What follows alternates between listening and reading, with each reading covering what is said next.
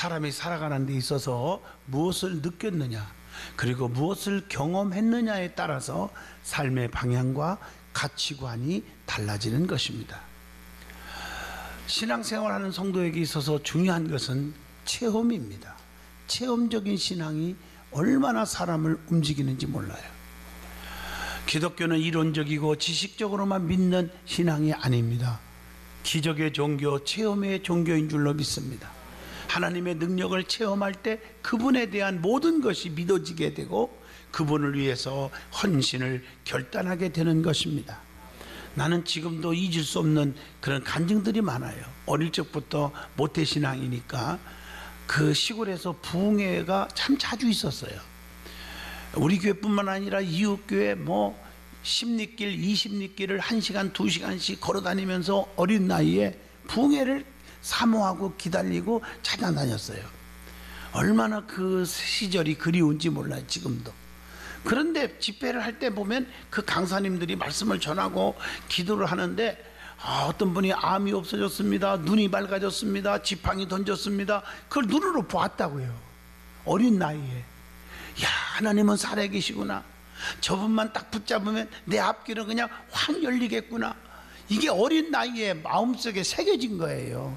그래서 정말 하나님을 위해서 살고 싶고 주님 영광을 위해 살고 싶고 이게 결단한 것이 오늘날 저를 목사를 만들어 줬고 부흥사가 되지 않았나, 이런 믿어지는 생각을 합니다. 오늘의 본문 말씀에 보면 이사야가 영적으로 체험한 것들이 나와요. 경험한 것들이 있어요. 성전에서 하나님의 권위를 경험했고 그 권위 앞에 자기 자신이 너무 연약한 존재고 부정한 존재임을 알고 고백을 하게 됩니다.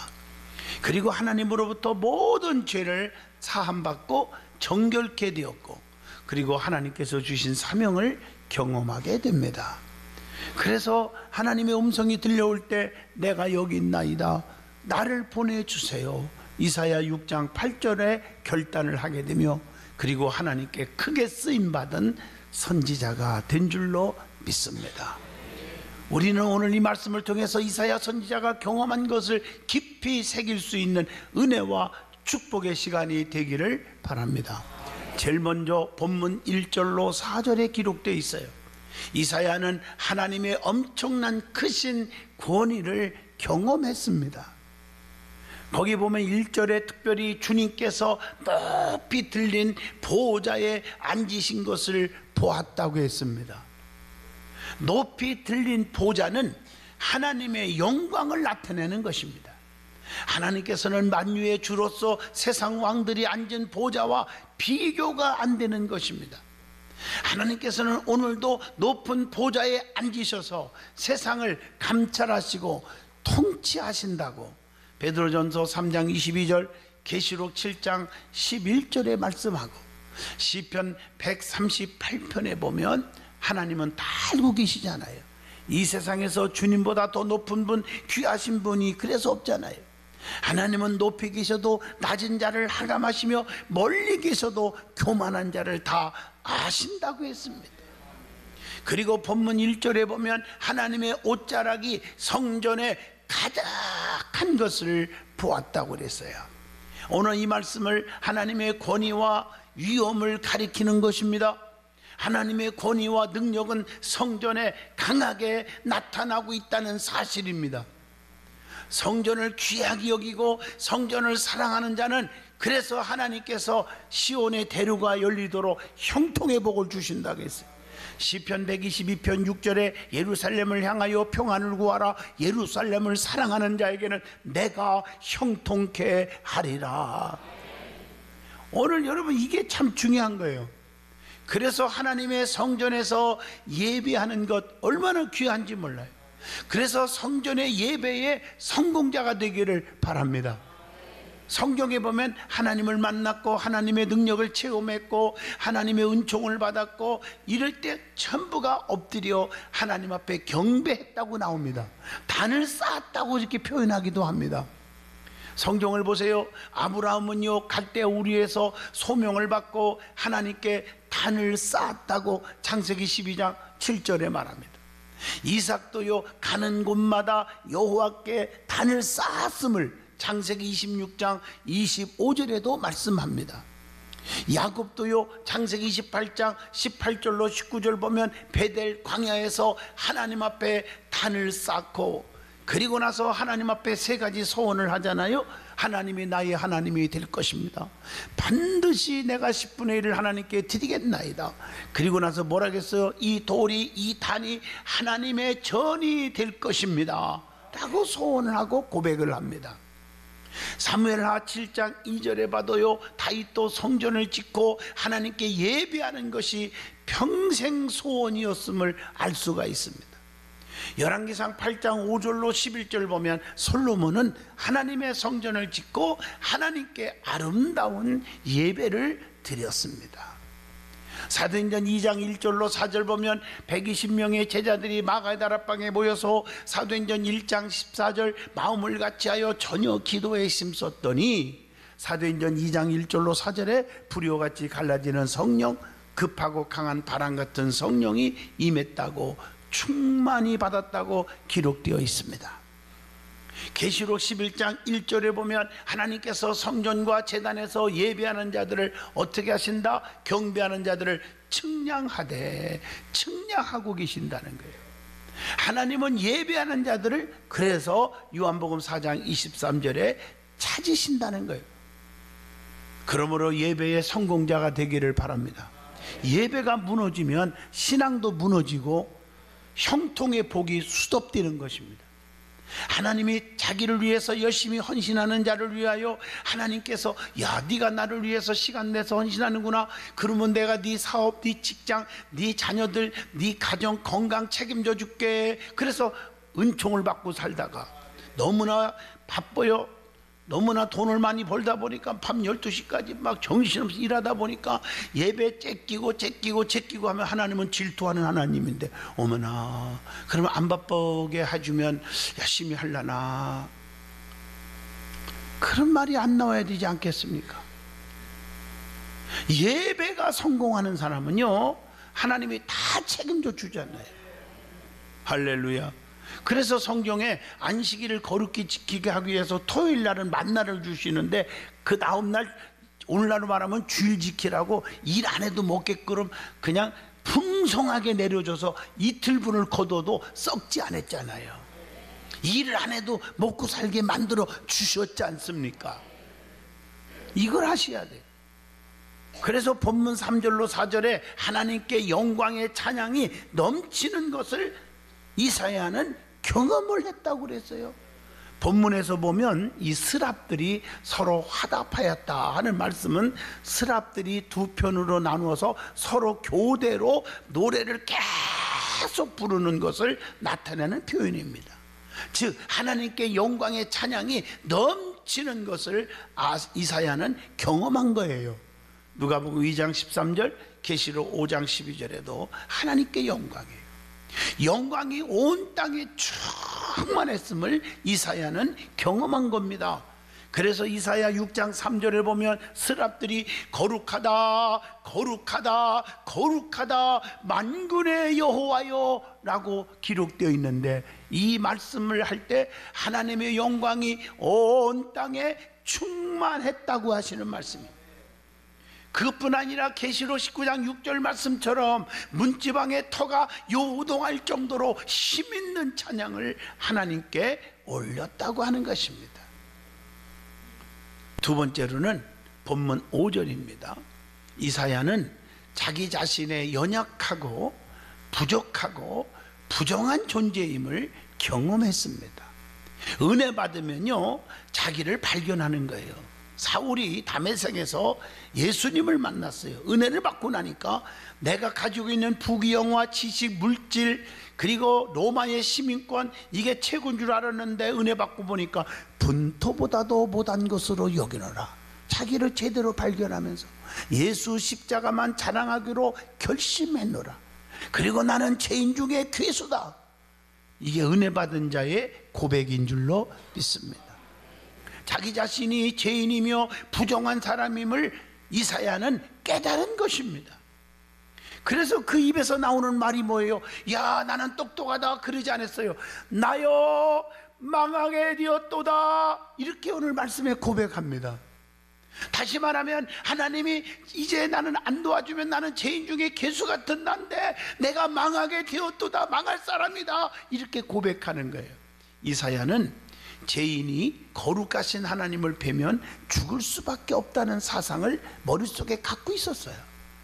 이것은 구약시대의 보편적인 사상이었습니다. 철두철미하게 이사야는 자기 자신의 연약함을 아는 겸손한 자입니다. 그것뿐 아니에요. 내 입술이 부정하다, 이렇게 고백했어요. 내가 입술이 너무 부정해, 내가 입술로 범죄한 게 너무 많아, 이 말이에요. 이 말씀은 이사야가 자기 자신이 철저하게 죄인임을 고백하고 있는 말씀입니다. 그래서 마태복음 15장 11절에 입으로 들어가는 것이 사람을 더럽게 하는 것이 아니라 입에서 나오는 그것이 사람을 더럽게 하는 것이니라. 사람의 입에서 나오는 것이 사람을 더럽게 한다고 그랬어요. 그래서 에레미야 9장 3절에 혀를 눌려 거짓을 말하면 안 된다고 말하고 있습니다. 이사야 29장 13절 보면요, 입술로는 존경하나 마음은 멀리 떠난 자가 있다고 말하고 있습니다. 그래서 야고보서 3장 8절에 혀는 능히 길들일 사람이 없나니 쉬지 아니하는 악이요 죽이는 독이 가득한 것이니라. 그래서 혀를 정말 조심하라는 거예요. 많은 사람들이 은혜를 받을 때는 아멘 하는데요, 은혜 받고 나가면서 바로 습관적으로 쑥덕거리고 남을 비판하고 습관적으로 더러운 입술로 변하는 사람들이 정말 많아요. 그래서 기독교인들이 세상에서 손가락질 받고 사는 거예요. 이게 길들이기가 얼마나 어려운지 몰라요. 아주 여러분, 이사야 선지자가 정말 오늘 고백하면서 숯불로 입술을 지져버렸어요. 그래가지고 정화시킨 다음에 이런 고백이 나오는 거예요. 이사야는 하나님으로부터 오는 사죄의 은총이 필요함을 절실하게 깨달은 거예요. 하나님은 철저하게 회개한 자를 버리지 아니하시고 회개하는 자를 다 용서하여 주시는 분입니다. 자, 세 번째 본문 6절로 7절입니다. 이사야는 죄가 사해졌음을 경험하게 되었습니다. 이사야의 입에 제단 숯불이 닿음으로 그의 악이 제하여졌고 그의 죄가 사해졌음을 선언하는 경험을 합니다. 여기서 나오는 숯불은 성령을 상징합니다. 숯불로 입술을 지졌다고 하는 것은 성령으로 모든 죄를 다 태우게 되었다고 하는 사실입니다. 성경에 보면 죄가 되는 것들이 있어요. 뭐가 죄가 될까? 요한일서 5장 17절, 모든 불의가 죄로 돼 사망에 이르지 아니하는 죄도 있도다. 불의가 죄라고요. 데살로니가서 2장 12절 보면 진리를 믿지 않고 불의를 좋아하는 모든 자들로 하여금 심판을 받게 하려 하십니다. 그래서 불의를 좋아하면 죄가 되는 것입니다. 요한복음 7장 18절 보면 예수님은 불의가 전혀 없는 분이라고 했어요. 두 번째 죄가 뭘까? 야고보서 4장 17절입니다. 그러므로 사람이 선을 행할 줄 알고도 행하지 아니하면 죄니라. 이게 죄입니다.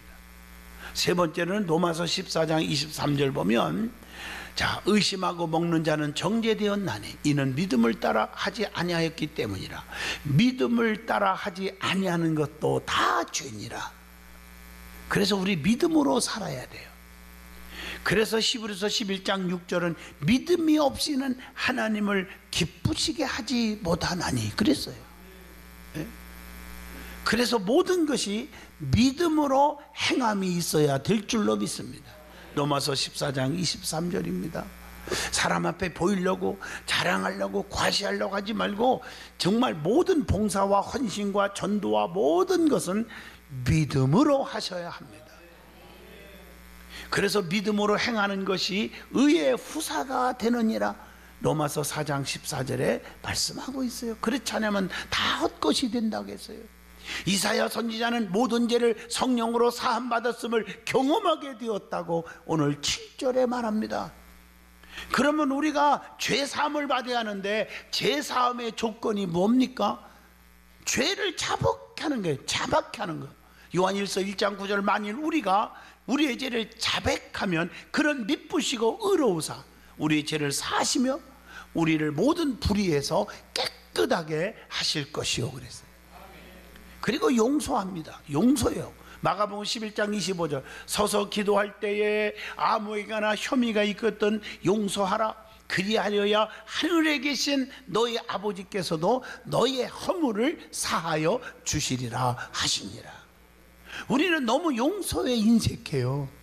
하나님 앞에는 다 용서달라고 해놓고 자기는 용서가 없어요. 관용이 없어요. 이해가 없어요. 잘못된 것입니다. 저나 여러분이나 로마서 3장 10절 의인은 없나니 단 하나도 없다고 그랬어요. 누구를 정죄할 수 있겠습니까? 용서하는 여러분 되기를 바랍니다. 덮어주는 사랑이 넘치기를 바랍니다. 이게 중요한, 그래야 하나님이 우리의 죄를 사하여 주신다고 약속합니다.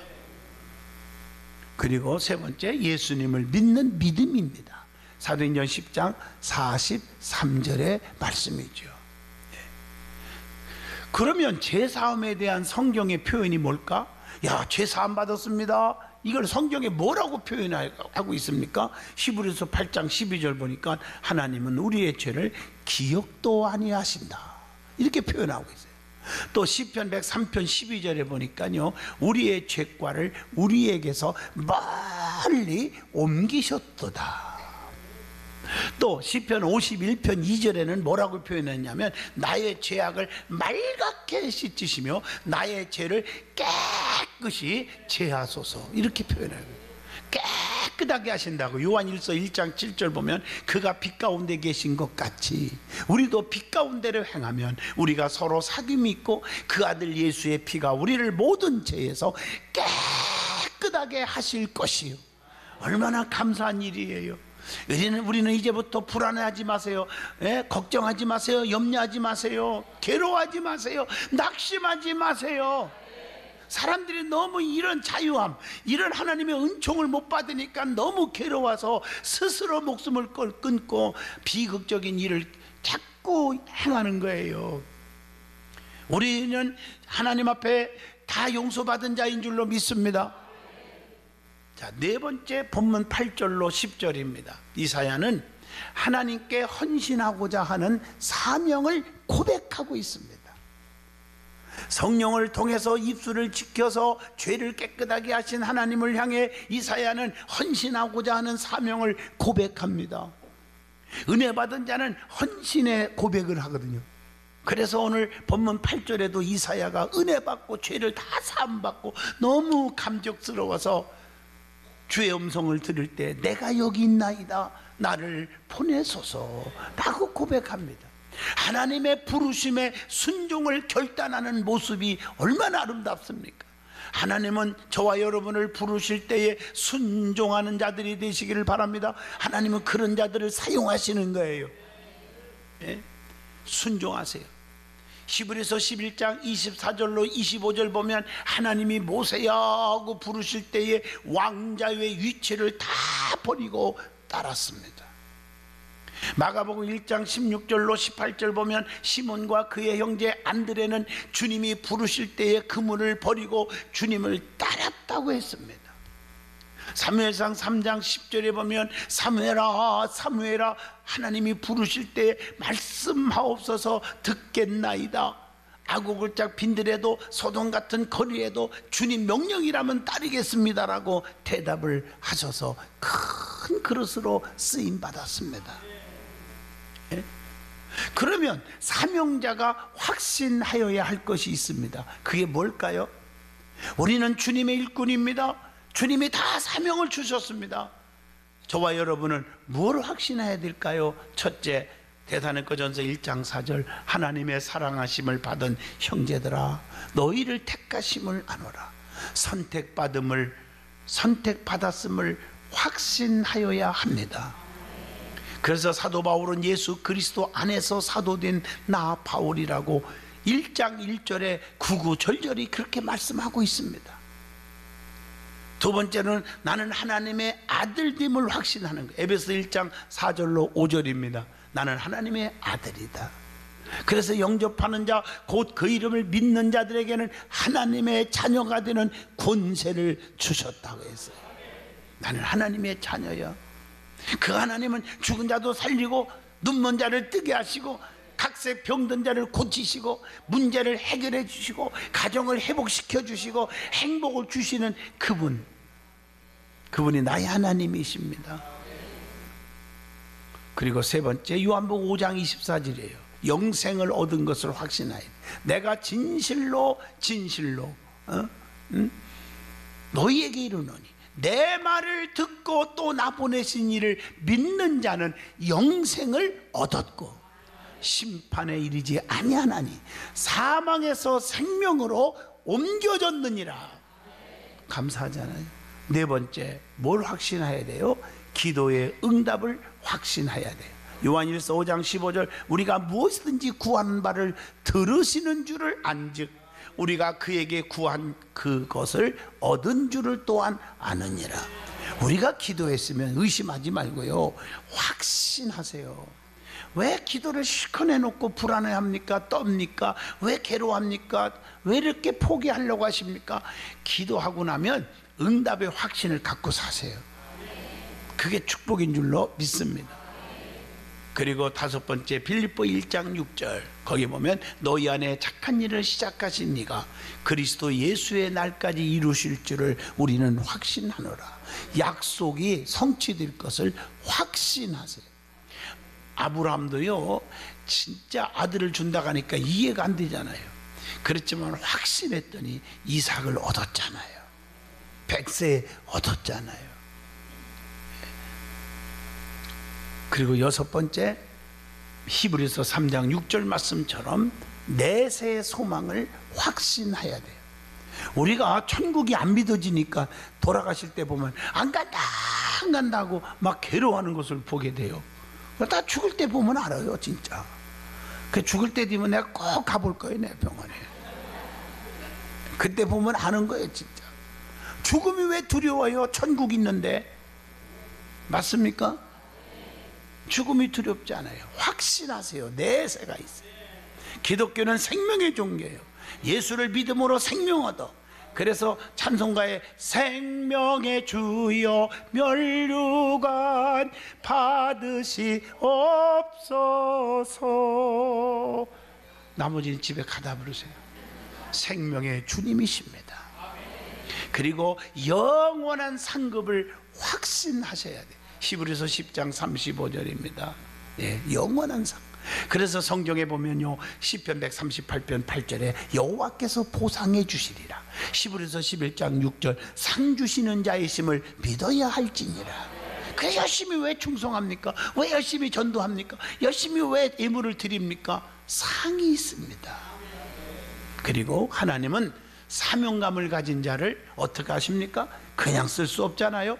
능력을 주어서 물질을 주시고 건강을 주시고 해서 쓰시는 거예요. 자, 성경을 보세요. 그냥 쓴 적이 없어요. 출애굽기 4장 17절 보세요. 너는 이 지팡이를 손에 잡고 가서 이것으로 이적을 행하라. 권능의 지팡이를 들려주시고 쓰세요. 열왕기하 2장 13절로 15절에 보면요, 엘리사에게도 갑질의 능력을 주어서 쓰시잖아요. 엘리야에게도요, 예? 권능의 두루마기를 입혀주시고 쓰시잖아요. 사사기 3장 31절 보면 사사 삼간에게는 소모는 막대기를 주어서 하나님이 강하게 쓰셨어요. 사사기 15장 16절에 보면 삼손에게도 당나귀 뼈다귀를 주어서 오랑캐들을 다 때려 부수게 하시고 쓰시잖아요. 사도행전 2장 1절로 4절 오순절 마가다락방에 성령 받은 120명을 통해서 은사를 주셔서 하나님이 쓰시잖아요. 그러면 사명자는 하나님이 주시는 능력으로 일을 해야 한다는 것입니다. 그래서 스가랴 4장 6절 힘으로 되지 아니하고 능으로 되지 아니하며 오직 여호와의 신으로만 되느니라. 빌립보 4장 13절 내게 능력 주시는 자 안에서 내가 모든 것을 다 할 수 있느니라. 또 마가복음 9장 23절 할 수 있거든이 무슨 말이냐, 믿는 자들에게는 능치 못함이 없느니라. 또 성경에 마태복음 19장 26절에 보면요, 예수께서 그들을 보시며 이르시되 사람으로는 할 수 없으나 하나님으로서는 다 하실 수 있느니라. 그러므로 지혜로운 자는 자기 힘으로, 경험으로, 실력으로 일을 하려고 하지 않습니다. 하나님이 주시는 능력으로 모든 것을 할 수 있는 줄로 믿습니다. 결론입니다. 이사야는 하나님의 부르심에 응답했습니다. 내가 누구를 보내며 누가 우리를 위하여 갈꼬? 이사야는 즉시 내가 여기 있습니다, 나를 보내주세요 대답함으로 대선지자로 크게 쓰임받을 수가 있었습니다. 사도 바울처럼 정말 목숨 걸고 일을 하면서 사도행전 20장 24절 내가 달려갈 길과 주 예수께 받은 사명 곧 하나님의 은혜의 복음을 전하는 일을 마치려 하면은 나의 생명조차도 조금도 귀한 것으로 여기지 아니하노라. 사랑하는 성도 여러분, 사명감에 불붙고 하나님의 은혜에 다 감사하면서 살아가는 저와 여러분이 되시기를 바랍니다.